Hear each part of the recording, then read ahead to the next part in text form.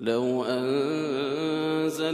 هذا القرآن على جبل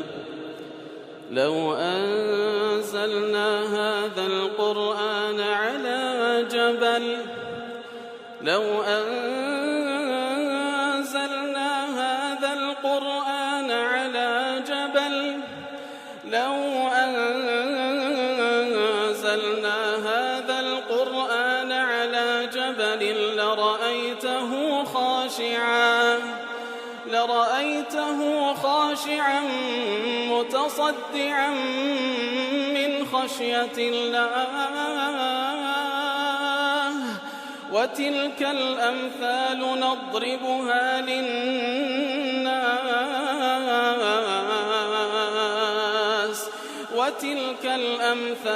نضربها للناس لعلهم يتفكرون. الحمد لله والصلاة والسلام على رسول الله وعلى آله وصحبه ومن والاه. السلام عليكم ورحمة الله. برزان خوشحان لواني 552 لوانكاني تفسير قرآن بيروز بيمو خزمتان بس رزامن رب العالمين وهوادان بأوي آزيز سودي لور بقرن. أعوذ بالله من الشيطان الرجيم. بسم الله الرحمن الرحيم. يا أيها الذين آمنوا عليكم أنفسكم لا يضركم من ضل إذا اهتديتم إلى الله مرجعكم جميعا فينبئكم بما كنتم تعملون. بەڵێ خۆشەویستان دیارە لە دووانێ ڕابردوو لە خزمەت ئەواتە پیرۆزەدا بووین کە رب العالمین دەفەرمێ ئەی کۆمەڵی بڕواداران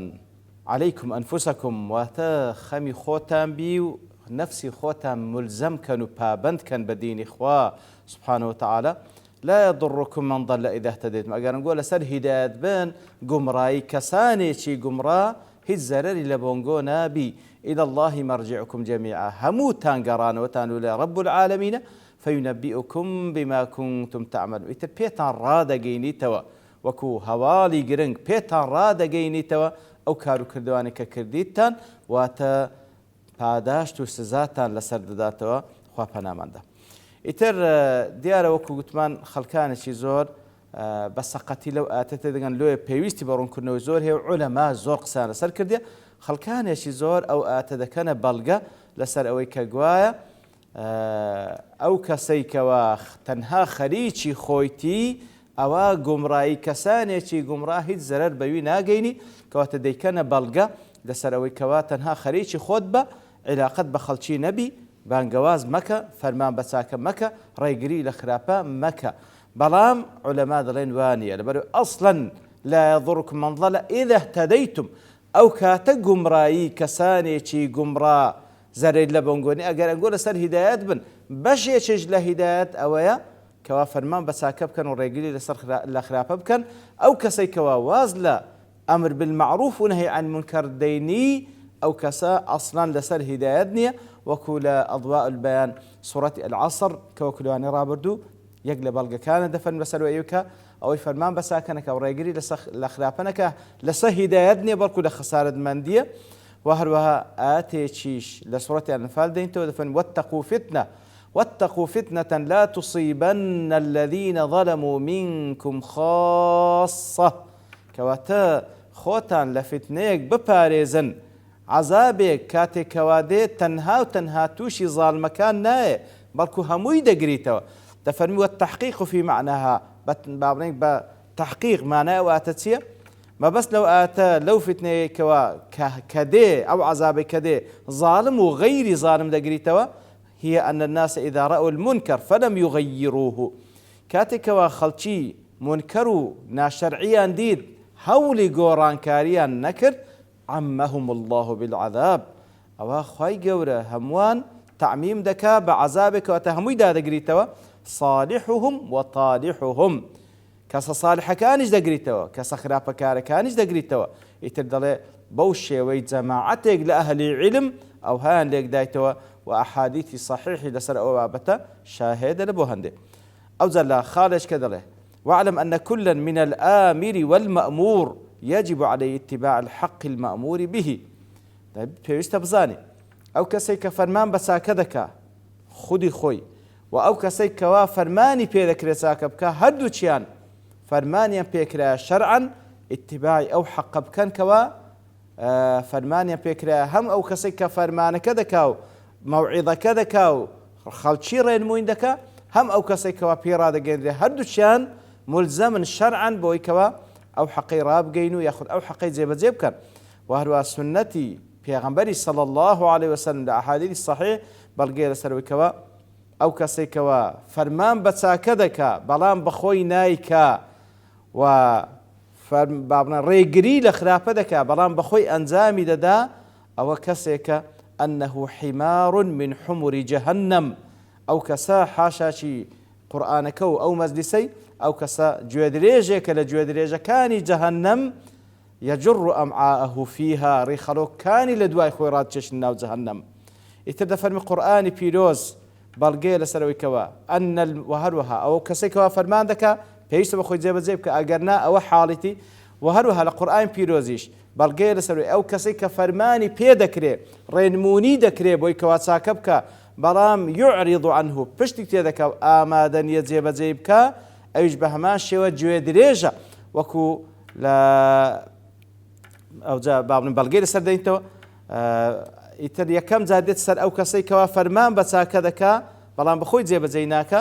بەڵگەی لە حەدیثی پێغەمبەر صلی الله علیه وسلم کە دەفەرمی يجاء بالرجل يوم القيامة پیاوێک دەینن ڕۆژی قیامەت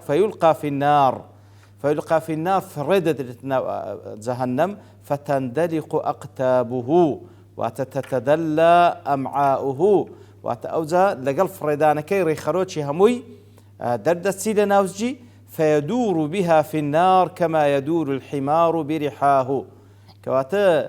لە بەو ڕێخەرۆکەوە دەسوڕێتەوە لە ناو ئاگری جەهەنەم هەروەکو گوێدرێژ لە دەوری ئاش و باگوردان دەسوڕێتەوە فيطيف به أهل النار فيقولون ئیتر ئەهلی جەهەنەمیش لێی خڕ دەبنەوە پێی دەڵێن ئەی فلان ما أصابك فلانە کەس ئەوە چت بەسەر هاتیە ئەلەم تەکن تەأمرنا بالمعروف وتنهى عن المنكر ئەتباش ئەتو نەبووی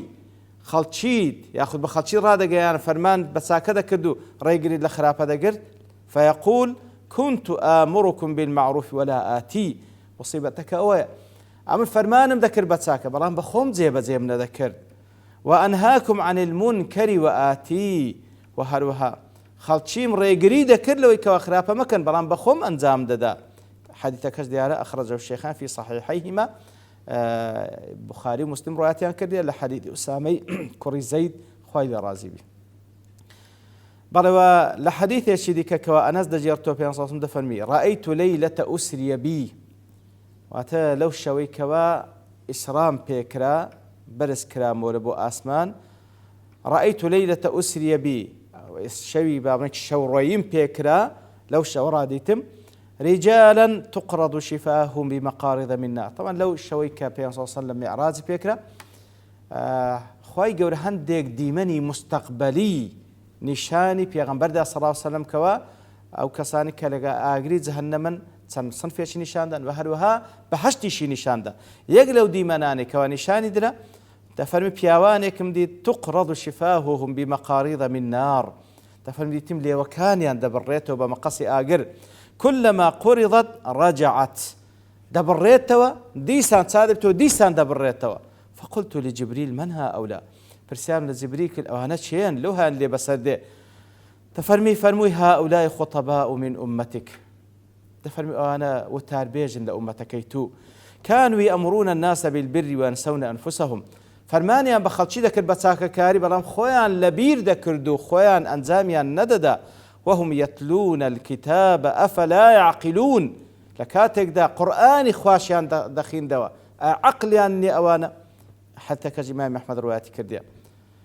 ابن عباس خوي قول الله خوي لبابي رازب دفرمي أنه جاءه رجل فقال يا ابن عباس إني أريد أن آمر بالمعروف وأنهى عن المنكر يا ابن عباس أم دمي فرمان بساكبكم دمي ريقري لخرافبكم ابن عباس دفرمي أو بلغت ذلك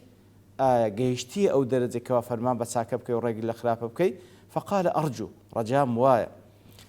قال فإن لم تخشى أن تفتضح بثلاثة أحرف في كتاب الله فافعل أجر توانيت أو كاربك وبرام سێ ئاەتێ لەسەر جێبەجێ ناوی لە قورئانی پیرۆز بیکە. ئەوش فەرمووی چی ئەو سێ ئاەتە؟ فەرمووی یەکەمیان ئەو ئاەتەی سوورەتی البەقەرە ئەتەئموڕونە الناس بالبر وتنسون أنفسكم فەرمان بە خەڵکی دەکەن بە چاکە بەڵام خۆتان لە بیر دەکەن. و هەروە ئەو ئاەتەی سوورەتی الصەف كبر مقتا عند الله أن تقولوا ما لا تفعلون غەزەبێکی گەورەیە لەلایەن رب العالمین بەسەر ئەو کەسەی کەوا قسە دەکا بەڵام جێبەجێ ناکە خوا پەناماندا. و هەروەها ئەو ئاەتی سوورەتی هود کاتێکەوە خوای گەورە لەمە دەژێتەوە لەسەر زمانی شوعەیب عليه الصلاة والسلام کە بە قەومەکەی دەفەرمی وما أريد أن أخالفكم إلى ما أنهاكم عنه نامەوێ ئەمن مخالفەین گۆ بکەم لە کاتێکەوە خراپەیە کە پێتان دەڵێم مەیکەن بەخۆم بچم بیکەم نامێ مخالفەین گۆ بکەم. ئیتر ئەوانە بەڵگەن لەسەر ئەوەی کەەوە ئەو کەسێک کە فەرمان بە چاکە دەکا کەەوە گوتمان وەکو واجبێک واجبە لەسەر شانی واجبە تاوەکو مهتەدیبی پێویستە ئەو کارە بکە تاوەکو گومڕایی گومڕاکاران تەسیری لێ نەکا بەڵام کاتێکەوە فەرمان بە چاکە دەکا پێویستە جێبەجێی بکە پێویستە جێبەجێ بکە ئەگەر جێبەجێی نەکا ئەو مەسیرە چاوەڕوای دەکاتن وەکو لەو حەدیثانەی و لەو قەولەی ئیبن عەباس خوای گەورە خۆی باب ڕاز بکەوە هەڕەشەی سێ ئاەتی لێ باز دەکا. بەڵام لەگەڵ ئەوەش وەکو لە پاشەوەی ئەو بەڵگان دەینتەوە لە ئەضواء البیان دەڵێ واعلم بزان أن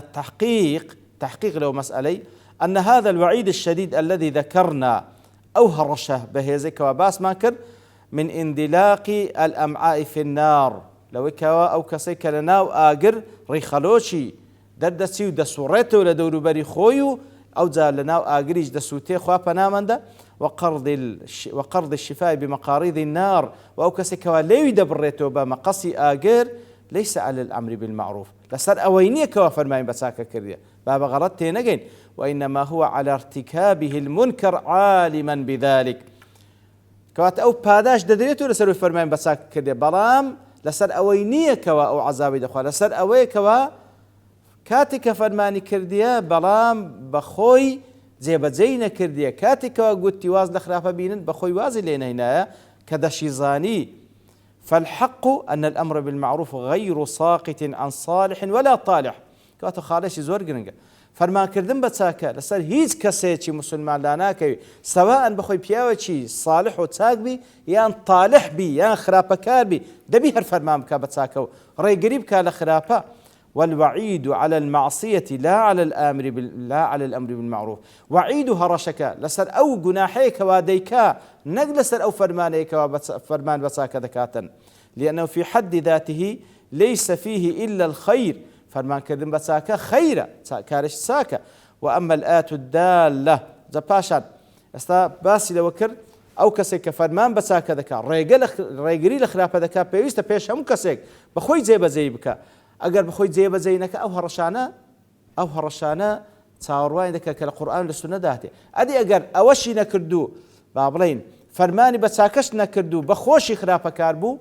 لەو حاڵەتەوە دوو جەریمەی ئەنجامدایە لەسەر هەردووچیان معەزەبە کەواتە وەکو زانان دەفەرمون بعض الشر أهون من بعضه هەندێک شەڕ ئەهوەنترە کەواتە ئەسڵ وایە ئێمە فەرمان بە چاکە بکەین بە خۆشمان جێبەجێ بکەین ڕێگری لە خراپە بکەین بە خۆشمان وازی لێ بینین بەڵام ئەگەر ئەوەشت پێ نەکرا لەسەر خۆت جێبەجێ بکەیت دەبی هەر فەرمان بە چاکە بکەیت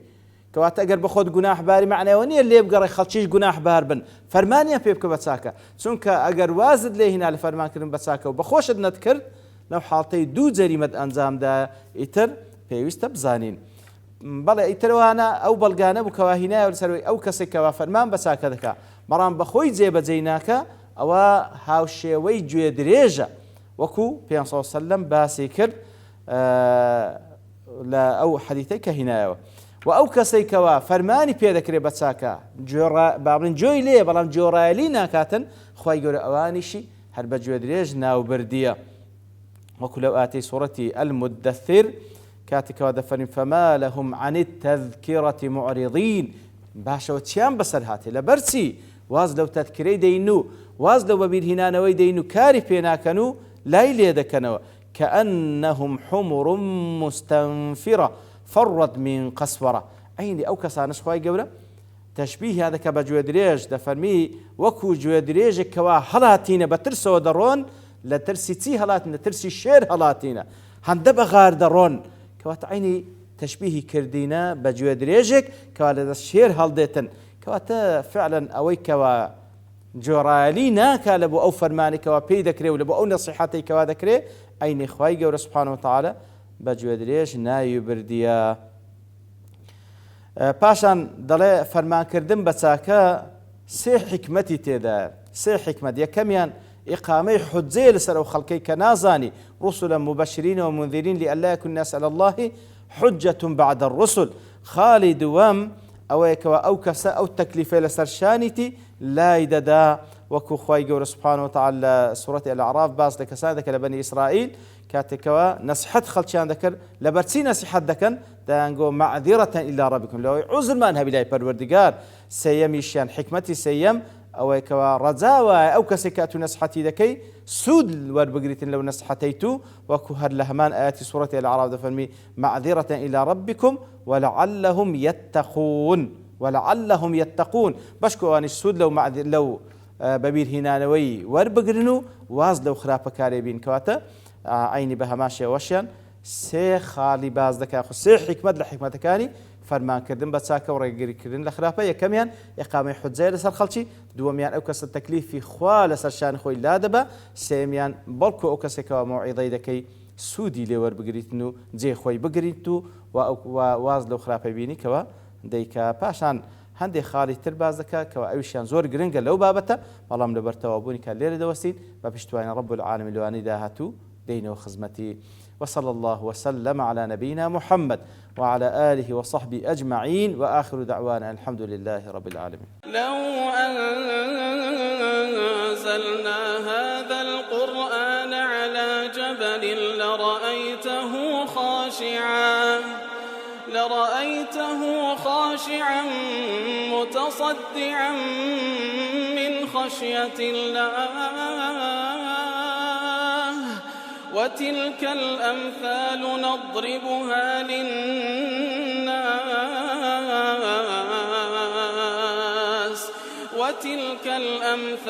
نضربها للناس لعلهم يتفكرون.